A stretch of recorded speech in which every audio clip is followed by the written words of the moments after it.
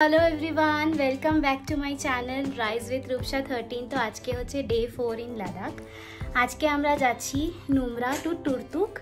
तो এটা যেতে মোটামুটি 3 আওয়ার্স লাগবে। এখন 9টা বাজে, তো আমরা এখন বেরোচ্ছি। আজকে আবার এখানেই ফিরে আসবো। তো চলুন আপনাদের সাথে আজকে জার্নিটা শেয়ার করছি।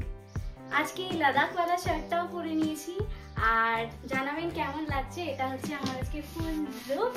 আমি আর শুভদীপ আজকে টুইনিং করেছি, সেম টি শার্ট পরেছি। অবশ্যই কমেন্টে জানাবেন কেমন লাগছে। আমাদের নুব্রা ভ্যালি থেকে তুরতুক যেতে কম করে লেগেছিল 4 ঘন্টার মতো, কিন্তু রাস্তা খারাপ থাকায় এক জায়গায় আমাদের বহুক্ষণ দাঁড়াতে হয়। এখানে জলের মাত্রা এতটাই বেড়ে গেছিল, তার সাথে ছিল বড় বড় পাথর। তার জন্য গাড়ি আটকে পুরো লম্বা গাড়ি জ্যাম হয়ে গেছিল।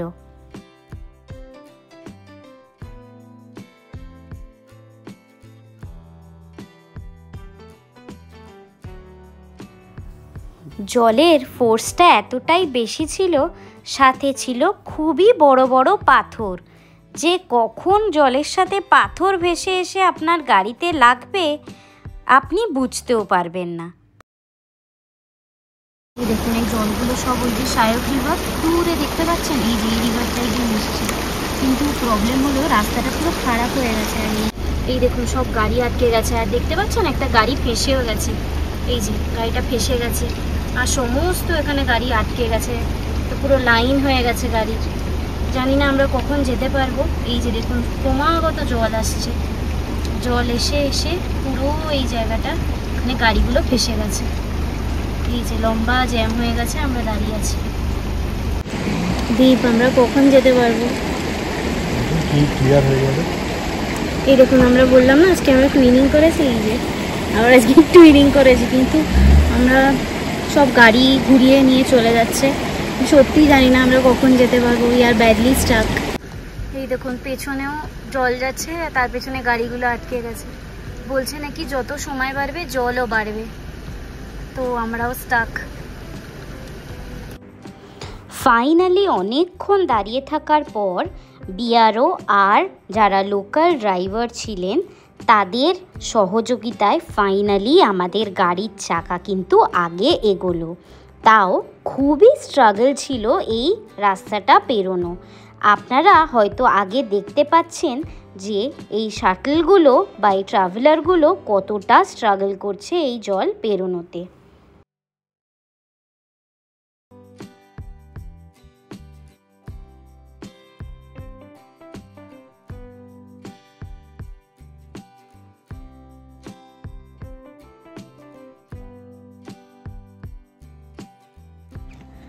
আমরা এসেছি শায়ক ওয়ার মেমোরিয়ালে।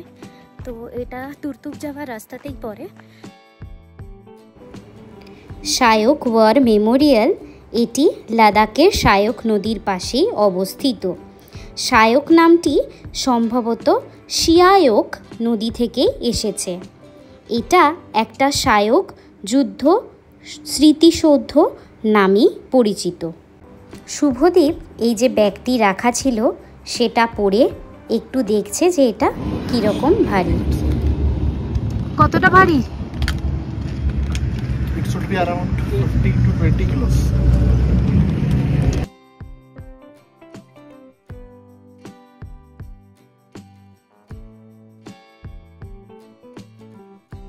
এখানে অনেক ইউটিউবাররা যারা এসেছিলেন, দেখুন বেঙ্গলেরও আছে ট্রাভেলিং গিজ, তারা তাদের নিজেদের স্টিকার এখানে রেখে গেছে।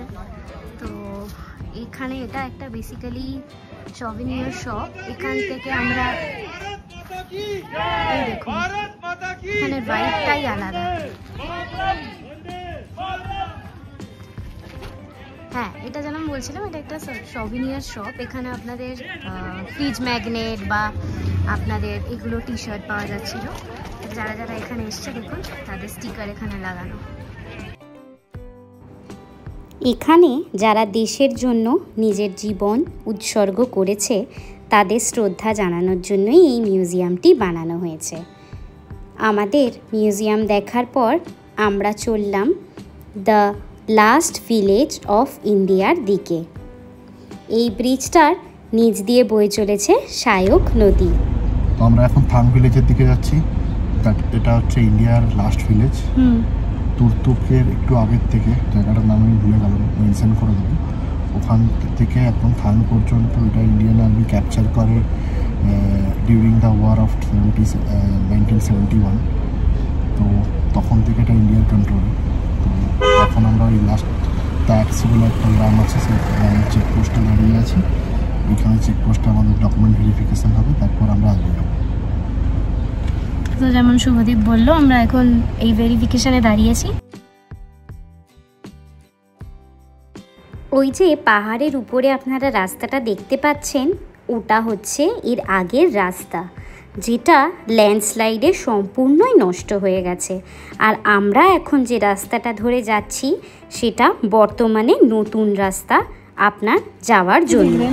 अपने इंडिया का एलओसी से आगे जो नदी जा रही है श्योक रिवर है, नुब्रा वैली से आके पाकिस्तान में जाना।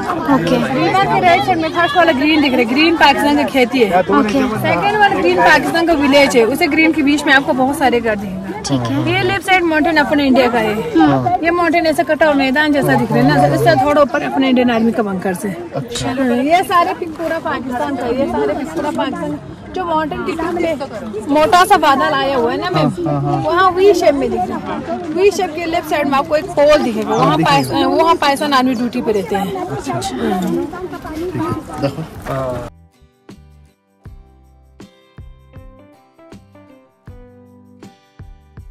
এই যে শুভদীপ দেখছে, ওর এগুলোতে অনেক ইন্টারেস্ট। ওই যে পেছনে কালো কালো পাহাড়গুলো দেখছেন, আগে নাকি ওখানে ইন্ডিয়ার ফ্ল্যাগ থাকতো, এখন সরিয়ে দিয়েছে। আর এই দেখুন, এখানে অ্যাপ্রিকট গাছ আছে, বাট এখানে যাওয়া না।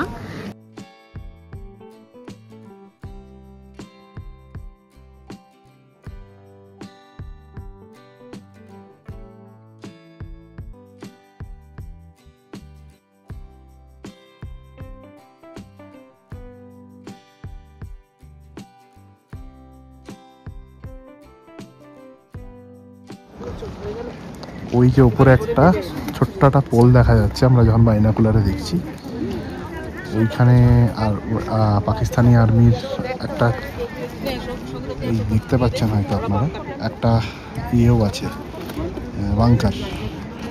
এমনি পাহাড়ের খাজে খাজে অনেক অনেক অগুন্তি বাংকার আছে পাকিস্তানি আর্মির। আর এইদিকে ইন্ডিয়ান আর্মির বাংকার আছে, এদিকে ইন্ডিয়ান আর্মির বাংকার আছে। আর আমরা ততটাই দেখাতে পাচ্ছি যতটুকু অ্যালাউড। এখানে সামনে এলওসিও দেখা যাবে, আমি চেষ্টা করছি জুম করে দেখাবার।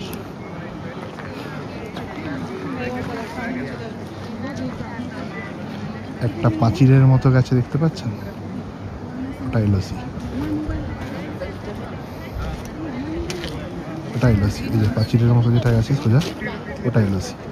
এই দেখুন, এই গাছগুলোর পেছনেই হচ্ছে এলওসি বর্ডার, যেরকম শুভদীপ দেখালো। আর এই যে পাহাড়গুলো আছে না, এতে ছোট ছোট ছোট ছোট অনেক বাংকার আছে, এখানে সব পাকিস্তানি আর্মি বসে থাকে।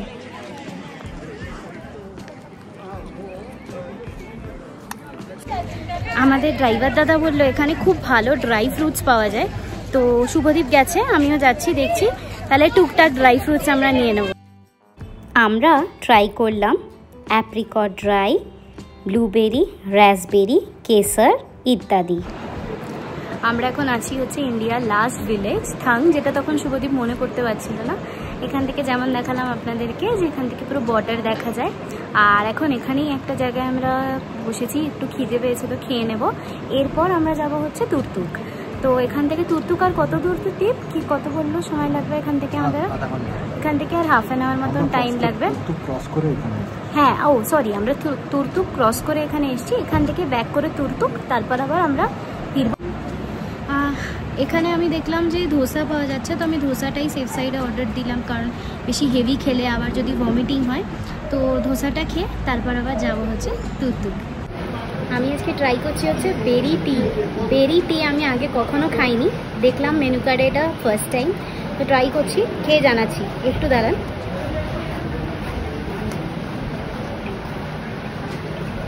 বাহ, বেশ ভালো খেতে, অনেকটা এটা ওই জিঞ্জার হানির মতনই খেতে, বাট একটু স্লাইট টকটকও টেস্ট আছে, বেশ ভালো লাগছে।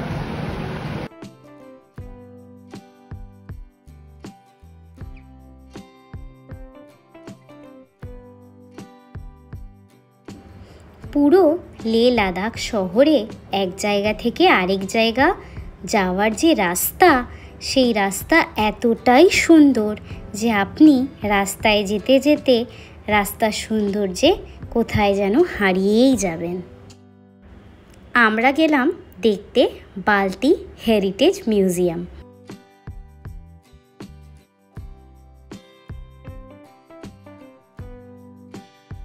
ये आइबेक्स का रियल हेड है जो मैंने आपको दिखाया, नीचे याक का टेल है।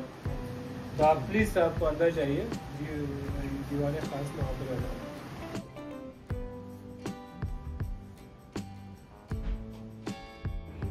ইয়াকবো প্রাসাদ হলো ইয়াকবো শাসকের প্রাক্তন এখন বাসস্থান।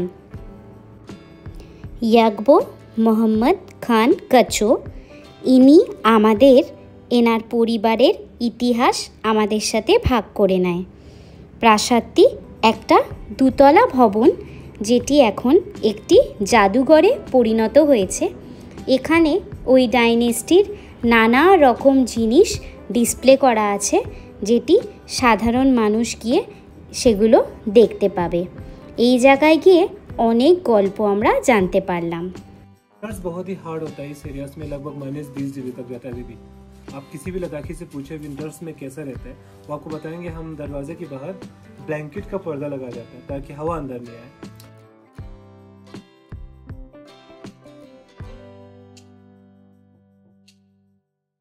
जनान खाना हुआ करता है, जनान खाना मीन्स लेडीज लिविंग रूम। इसी खिड़कियाँ काफी छोटी है ताकि बाहर से कोई अंदर जा नहीं पाए। तो टिपिकल बल्ती खानदानी किचन कुछ इस तरह से होता है। यहाँ पे जितना बर्तन रखे सारा पत्थर के बर्तन है। ये तांबे के बर्तनों के ऊपर अपना काशी, ये ग्रेन स्टोरेज, अनाज बना चाहे से निकालते हैं। पत्थर का ये पत्थर का यहाँ पे चूल्हा जाता है, ये पत्थर का भी इसकी ढक्कन आप देख सकते हो। এই জায়গাটি থেকে জানতে পারলাম ইয়াকবোর ডাইনেস্টি আর তাদের কানেকশন বালতিস্তানের সঙ্গে। জায়গাটা একটা দারুণ আমাদের ভাইব দিচ্ছিল। এই ব্রিজটা দিয়ে আমরা এলাম, ওই দিকে ছিল হচ্ছে মিউজিয়ামটা যেটা আমরা গেছিলাম। শুভজিৎ ছবি তুলছে, জলের তোড়টা দেখেছেন কি জোরে।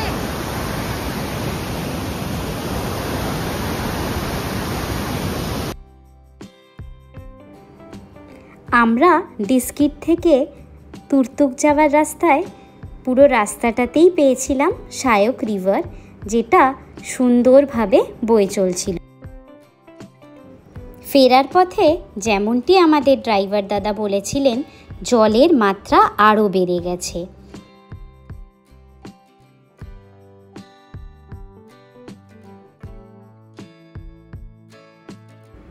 তুর্তুক থেকে নুব্রার রিসোর্টে ফেরার পথে আমাদের ড্রাইভার দাদা এক স্তূপায় আমাদের নিয়ে গেল, যেখানে গিয়ে আমাদের মনটা ভারী শান্ত হয়ে গেল।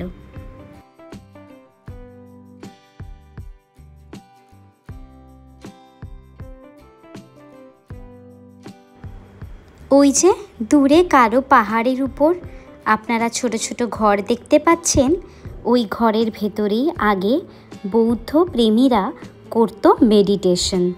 তারা কোনো জল খাবার ছাড়াই দিনের পর দিন শান্তি কামনার জন্য ওখানে বসে মেডিটেশন করতেন। আর আপনারা যে এই ফ্ল্যাগগুলো দেখতে পাচ্ছেন, এগুলোকে বলে টিবেটিয়ান প্রেয়ার ফ্ল্যাগ। তো এই ফ্ল্যাগগুলোর যে 5টা কালার আছে, এই 5টা কালারের কিন্তু 5 রকম মানে আছে, যেটা আমাদের ড্রাইভার দাদা আমাদেরকে বলেন। নীল আকাশ, সাদা বাতাস, লাল আগুন, সবুজ জল এবং হলুদ হলো পৃথিবী। হোটেলে ফিরে একটু রেস্ট নিয়ে গেলাম রাতে ডিনার করতে। আমাদের স্টের সাথে কিন্তু ডিনারটা কমপ্লিমেন্টারি ছিল সব হোটেলসে।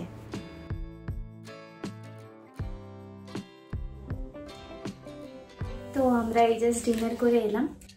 আমাদের একটা ডে এক্সকারশন ছিল to Turtuk and the India's last village Thang. তো খুব টায়ারিং ছিল আজকে যদিও, বাট ইট ওয়াজ গুড। আমরা মানে আমাদের আগে অনেকগুলো ইনোভা ছিল, যেগুলো অনেকগুলো ওই ওয়াটার পাস ক্রস করে যেতে হচ্ছিল, অনেক ইনোভা আটকে গেছিল, স্টাক হয়ে গেছিল, বাট থ্যাঙ্কফুলি আমাদের ইনোভা পেরিয়ে গেছেন। এন্ড উনি লিড নিয়ে গিয়ে সেই ইনোভাগুলোকে মানে যাতে ঠিক করে তারা ক্রস করতে পারে সেটা হেল্প করেছে। প্লাস ওনার ড্রাইভিং খুব স্মুথ, বিকজ পাহাড়ি রাস্তায় আপনারা যদি একটা লেভেল মেনটেন করে না চালান তাহলে কিন্তু আরো বেশি নরসিয়া লাগবে। আরো একটা ব্যাপার যে উনি কোনো জায়গায় কোনো টুরিস্ট স্পটে হয়তো আমাদের ড্রপ করলেন, দিয়ে হয়তো উনি কখনো আমাদের তাড়া দেন না। হ্যাঁ, আপনি আপনার মতো টাইম নেই দিয়ে আসুন। 1947 তুর্তুক ওয়াজ অ্যাডমিনিস্ট্রেটেড বাই পাকিস্তান, পাকিস্তান ওটাকে অ্যাডমিনিস্ট্রেট করতো, বাট 1971 ওয়ারে ইন্ডিয়ান আর্মি পাকিস্তান আর্মিকে পেছনে সরিয়ে ওই জায়গাটার কন্ট্রোল নেয়, আর তখন থেকে ওই গ্রামটা আমাদের ইন্ডিয়ার অন্তর্ভুক্ত হয়েছে। তো যেটা জানতে পারলাম অ্যাকচুয়ালি তুর্তুক আর আরও তার সাথে আরও কয়েকটা গ্রাম আছে, টোটাল 4টে গ্রাম। এই 4টে গ্রাম অ্যাকচুয়ালি বাল্টিস্তান, যেটা এখন পিওকে পাক অকুপাইড কাশ্মীরের আন্ডারে পড়ে, সেই বাল্টিস্তানের পার্ট। সো আমাদের কাছে ওই তুর্তুক ছাড়া আর যেই 4টে গ্রাম আছে, ওই 4টে গ্রামই বাল্টিস্তানের ইন্ডিয়ার কন্ট্রোলে এখন আছে। বাকিটা পাক অকুপাইড কাশ্মীরে আছে, যেটাকে গিলগিট বাল্টিস্তান রিজিয়ন বলে পাকিস্তান। তো আমরা লাস্ট ভিলেজ থাং দেখলাম, থাং থেকে ওখান থেকে অ্যাকচুয়ালি এলওসি দেখতে পেলাম অ্যান্ড পাকিস্তানি বাঙ্কার্স অ্যান্ড অল আমরা দেখলাম। ওভারঅল খুব ভালো ছিল, খুব ভালোই লেগেছে। ফেরার সময় একদম তুর্তুকে ঢোকার আগে একটা স্তূপাস ছিল কয়েকটা, সেটা আমাদের যে ড্রাইভার দাদা ছিলেন উনি আমাদেরকে সব এক্সপ্লেন করে করে বোঝালেন, দেখালেন কি হয় স্তূপাসে, কিভাবে কি হয়, মানে ওদের কালচার সম্পর্কে জানালেন, ওরা কতটা রিলিজিয়াস, ওদের ফেস্টিভ্যাল সম্পর্কে, তারপর যে ফ্ল্যাগের মিনিং কি, তারপরে মানে প্রত্যেকটা ওয়ার্ডের যে আলাদা আলাদা মানে। তো আমরা যখন কোথাও সাইট সিনে যাই, আমরা যদি জিনিসটার মানেটাই না বুঝি তাহলে সেই জায়গাটা ঠিক করে আমরা মানে এনজয় করতে পারবো না। তো আমাদের ড্রাইভার দাদা খুবই ভালো ছিলেন, আমাদেরকে সব কিছু বোঝালেন যতটা উনি পেরেছেন। তো ওভারঅল এই 2 দিন আমরা এখানে ছিলাম। তো ওভারঅল এই জার্নিটাও খুব ভালো, আর আরও ভালো কারণ এখন একটু একটু করে আমরা জায়গাটার সাথেও অ্যাকাস্টামড হচ্ছি আস্তে আস্তে। হেলথ ওয়াইজও আমরা একটু একটু করে মানে আমাদের শরীরটাও অ্যাডজাস্ট হচ্ছে আর কি।